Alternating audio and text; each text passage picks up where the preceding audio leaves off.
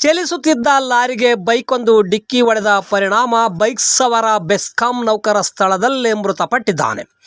ಈ ಅಪಘಾತದಲ್ಲಿ ಸ್ಥಳದಲ್ಲೇ ಮೃತಪಟ್ಟ ಬೈಕ್ ಸವಾರನನ್ನು ಬೆಸ್ಕಾಂ ನೌಕರ ಅರುಣ್ ಕುಮಾರ್ 40 ವರ್ಷ ಎಂದು ಗುರುತಿಸಲಾಗಿದ್ದು, ಬೈಕಿನಲ್ಲಿ ಚಿತ್ರದುರ್ಗಕ್ಕೆ ಹೋಗುತ್ತಿದ್ದಾಗ ಚಳ್ಳಕೆರೆ ತಾಲೂಕಿನ ಕುರುಡಿಹಳ್ಳಿ ಸಮೀಪ ಪುಣ್ಯಕೋಟಿ ಗೋಶಾಲೆ ಮುಂಭಾಗ ಮುಖ್ಯ ರಸ್ತೆಯಲ್ಲಿ ಚಿತ್ರದುರ್ಗ ಕಡೆಯಿಂದ ಬರುತ್ತಿದ್ದ ಲಾರಿಗೆ ಡಿಕ್ಕಿಯಾಗಿದೆ. ಈ ಅಪಘಾತದಲ್ಲಿ ಬೈಕ್ ಸವಾರ ಬೆಸ್ಕಾಂ ನೌಕರ ಅರುಣ್ ಕುಮಾರ್ ಸ್ಥಳದಲ್ಲಿಯೇ ಮೃತಪಟ್ಟಿದ್ದಾನೆ. ಇನ್ನು ಅಪಘಾತ ಸ್ಥಳಕ್ಕೆ ಚಳ್ಳಕೆರೆ PSI ಶಿವರಾಜ್ ಕುಮಾರ್ ಭೇಟಿ ನೀಡಿದ್ದು ಪರಿಶೀಲನೆ ನಡೆಸಿದ್ದಾರೆ. ಚಳ್ಳಕೆರೆ ಪೊಲೀಸ್ ಠಾಣಾ ವ್ಯಾಪ್ತಿಯಲ್ಲಿ ಈ ಘಟನೆ ನಡೆದಿದೆ.